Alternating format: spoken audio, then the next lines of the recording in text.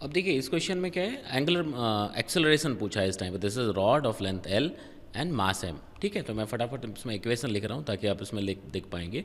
ठीक है, तो ये एम जी लग जाएगा, है ना। और जो परपेंडिकुलर डिस्टेंस है, फोर्स देखो ये एक्सिस ऑफ रोटेशन है। ठीक है, तो ये परपेंडिकुलर डिस्टेंस, तो आप क्या लिखेंगे, M G L by two sine theta.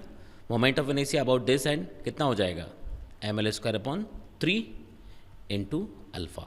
ठीक है, अब जब यहाँ से आप सॉल्व करेंगे तो अल्फ़ा कितना निकल आएगा, 3g sine theta upon 2l। तो आप अपने जो भी आपका सेट है उसके हिसाब से देख लीजिएगा, ये आंसर करेक्ट है। ठीक है, नेक्स्ट क्वेश्चन अगर हम लोग देखें, ठीक है, तो नेक्स्ट क्वेश्चन में अगर देखो आप, एक वेरिएबल फोर्स वाला है, if F is equal to 60 where T is the time.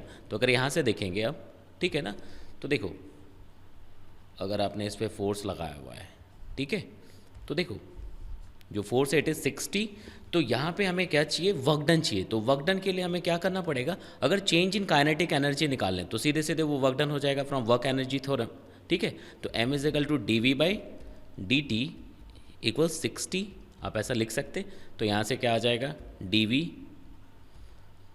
ये 0 टू वी इंटीग्रेट कर दीजिए आप, ठीक है ना, इक्वल्स टू क्या आ जाएगा 60, और डी टी ये कहाँ से कहाँ तक, 0 टू 1 सेकेंड, 1 सेकेंड के लिए पूछा गया है। ठीक है, तो अगर यहाँ से आप देखोगे तो v कितना आ जाएगा, 6/2 मतलब 3 आ गया। इट मीन्स कि जो वर्क डन है वो change in kinetic energy, change in kinetic energy मतलब कितना आ गया, हाफ एम वी स्क्वायर जो मिला आपको, ये जब सॉल्व करेंगे यू विल गेट 4.5 जूल। ठीक है, ये सेकंड क्वेश्चन का हो गया। ठीक है, अब देखिए थर्ड अगर हम लोग देखें,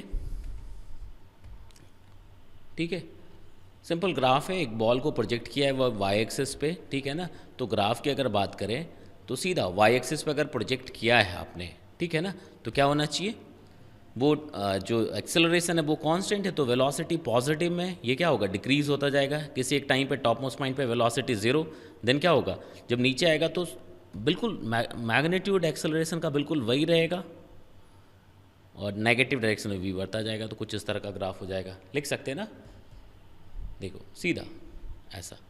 ठीक है, क्यों ऐसा लिख दिया, बिकॉज ये हाईएस्ट पॉइंट, ये इनिशियल वेलोसिटी, हाईएस्ट पॉइंट के बाद वेलोसिटी का डायरेक्शन उल्टा हो गया, तो ये करेक्ट ऑप्शन होगा। ठीक है, फिर एक बहुत इजी क्वेश्चन है, क्वेश्चन नंबर 4 देखते हैं अगर हम लोग, है ना।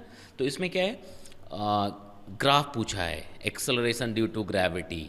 ठीक है, बहुत इजी ग्राफ है ये। आप देखोगे कि जैसे अर्थ के साथ देखेंगे आप, तो अर्थ के सेंटर पे 0 होता है और सरफेस तक डायरेक्टली प्रोपोर्शनल टू डिस्टेंस होता है। देन उसके बाद क्या होता है, वो inversely proportional to R square हो जाता है। तो उसके बाद कुछ क्या होगा, ऐसा बन जाएगा ग्राफ। ठीक है, ये ग्राफ, ठीक है ना। तो ये डिस्टेंस, तो यहाँ पे आपको आर लेना पड़ेगा ये, तो ये करेक्ट चॉइस होगा। ठीक है, यहाँ तक समझ आ रहा है, लिख सकते हैं ना। देखिए